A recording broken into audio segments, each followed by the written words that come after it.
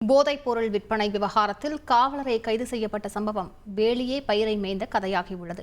தூத்துக்குடி உடன்குடியைச் சேர்ந்த சென்னையில் சமையல் மாஸ்டராக பணியாற்றும் ரகு என்பவர் 4 கிராம் மெத்தபெட்டமைன் போதைப் பொருளை விற்பனை செய்யும் போது கையும் களவுமாக பிடிபட்டார்.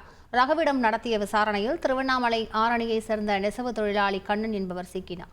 செல்போன் ஆப்களில் பழக்கமான நபர்களிடம் இருந்து போதைப் பொருள் வாங்கி கூடுதல் விலைக்கு விற்றது கண்டுபிடிக்கப்பட்ட நிலையில் கண்ணன் பெங்களூருவில் உள்ள கேமரூனை சேர்ந்தவரிடம் இருந்து போதைப் பொருளை வாங்கி சென்னையில் விற்றது தெரிய வந்தது.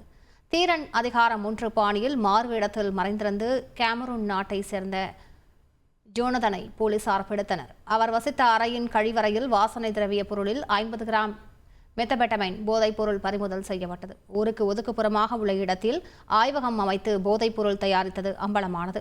ஆரணி கண்ணன் சென்னை அயனாவரம் காவல் நிலையத்தில் சட்டம் ஒழுங்கு பிரிவில் காவலராக பணியாற்றும் பரணி என்பவருடன் அடிக்கடி செல்போனில் பேசியதும் ஜிபே மூலம் பண பரிமாற்றத்தில் ஈடுபட்டதும் கண்டுபிடிக்கப்பட்ட நிலையில் பரணியிடம் நடத்தப்பட்ட விசாரணையில் 3 மாதங்களுக்கு முன்பு கிரிண்டர் ஆப் மூலம் கேரளாவை சேர்ந்த அபிஷேக்குடன் பழக்கம் ஏற்பட்டு அவரிடம் இருந்து போதைப் பொருளை வாங்கி விற்பனை செய்தது தெரிய வந்தது. சென்னை ஐயப்பன் தாங்கலில் வசிக்கும் பரணி 2016 தான் காவல்துறையில் பணிக்கு சேர்ந்திருக்கிறார். கூடா நட்பால் குறுகிய வழியில் கோடீஸ்வரனாக ஆசைப்பட்டு தற்போது கைது செய்யப்பட்டு பணியிடை நீக்கமும் செய்யப்பட்டுள்ளார் காவலர் பரணி. செய்திகளை உடனுக்குடன் தெரிந்து கொள்ள உடனே சப்ஸ்கிரைப் பண்ணுங்க.